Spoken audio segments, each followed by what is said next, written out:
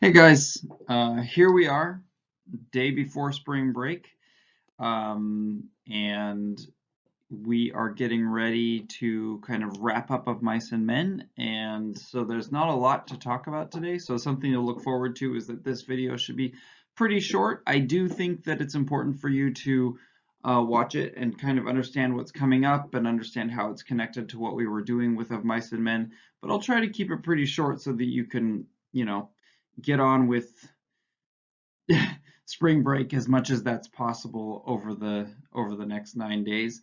Um, and that's what's making me happy today. We are going into spring break. Um, Not like we haven't had plenty of time at home already, but we get 9 days where we don't have any other responsibilities other than to just, stay healthy and safe and sane. And I'll be doing that, hopefully reading some books and getting out for some exercise, hopefully, hanging out with the dog, catching up on Netflix, playing video games. God, it just seems like an endless stretch of time to do all these things. Um, so today mostly will be just I'll be talking about what we're going to be doing after spring break and mentioning a little bit about what that has to do with what we have or where we have come with Of Mice and Men as well, including the activity that you guys did yesterday, which was a creative writing activity. So, what are we doing after spring break? Well, if you couldn't kind of put some of the puzzle pieces together from the past couple of days, we're going to be moving into a creative writing unit. And this is kind of exciting to me because, what this whole coronavirus quarantine thing has provided us the opportunity to do is really to slow down and take the opportunity to do some things that maybe we wouldn't have done or do them in different ways than we would have done in the classroom.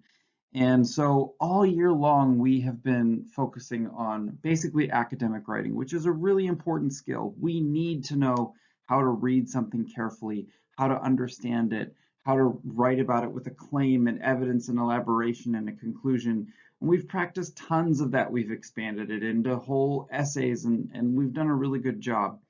Um, but now, with the challenges of this whole quarantine thing, I think it's a really great opportunity for us to just say, like, let's work on a skill that builds off of that, but is a little bit separate. And it's something that people have asked me over the course of my time as teachers, when are we going to do creative writing, or can we do more creative writing? And the answer is almost, well, we don't have time, we've got to cover this, we've got to cover that. But the challenges that we're being presented right now also offer us this opportunity to do something that many times classes just don't get the chance to do as often or even ever, and that is creative writing. So we will be looking at creative writing and we will be learning things about creative writing. Specifically, we're going to be talking about how when we write creatively, we want to do more showing than we do telling. And we will be writing fiction.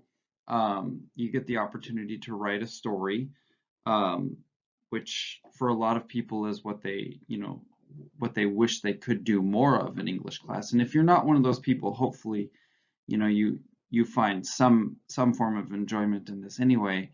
But I'm excited to see what you guys come up with and to work on some skills that um, on one hand are more the fun skills of English, besides the how do you pick evidence and how do you elaborate on it and all that, but also could really help the technical side of your English writing as well. Because when you can write creatively, that skill seeps into your academic writing. And all of a sudden, your academic writing is more lively, it's more engaging, it's even more fun to write, and equally more fun for your teachers to read. So we're going to work on the following three ways that we can show and not tell in our fiction. The first way, and this will be after spring break, the first way that we're going to work on showing and not telling in our fiction is by using imagery to create physically and emotionally vibrant settings and tones. So really kind of focusing on how do we make pictures in people's minds with the words that we write and create these really kind of um, like like just resonant, long-lasting, realistic, experiences for our for the people who are going to read our stuff. And like really work on it, whatever that place is that we're describing, making it come to life in terms of the way that it feels and the way that it looks and the way that we experience that place. And it's a really kind of a fun skill to work on. The second skill that we'll be working on, so that'll be the first week. And then the second skill that we'll work on in the second week is taking that place that we've created with imagery and tone and adding characters to it. So we'll work on characterizing individuals through actions, interactions, and diction. So how do we make not flat characters that are boring to read or we just don't care to interact with them, but real kind of dynamic characters that take meaningful actions and interact with other characters in ways that are both realistic but also help us understand who these characters are. And how do we, diction is word choice, so how do we pick words in a way that's really going to bring those characters to life, so that not only do we have this place where these characters exist, but we have these characters that can exist in this place and work and live and experience this place and experience each other and have these kind of meaningful experiences. And that will bring the audience along as well. The last thing, which potentially we'll be back for right now, we're scheduled to be back in the third week of this unit. Whether or not that'll happen, we'll have to see. But the last thing that we will then be working on is writing dialogue that explores the world.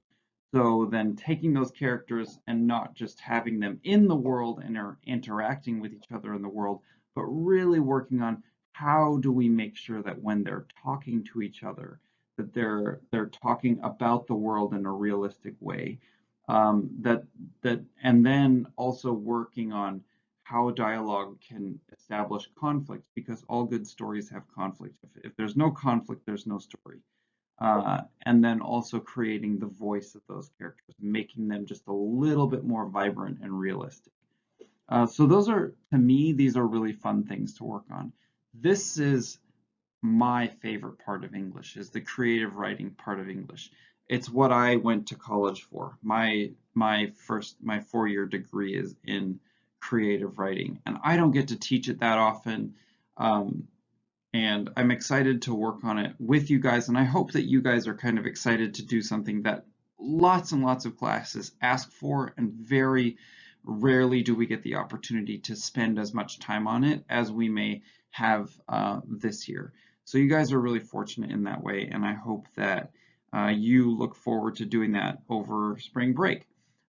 If you want to start thinking about this over spring break, like maybe this is something that's really exciting to you and you already have some ideas, then here are some kind of thinking points that you can consider so that when you come back from spring break, you have a good starting point. You don't have to do this, but it's not a bad idea.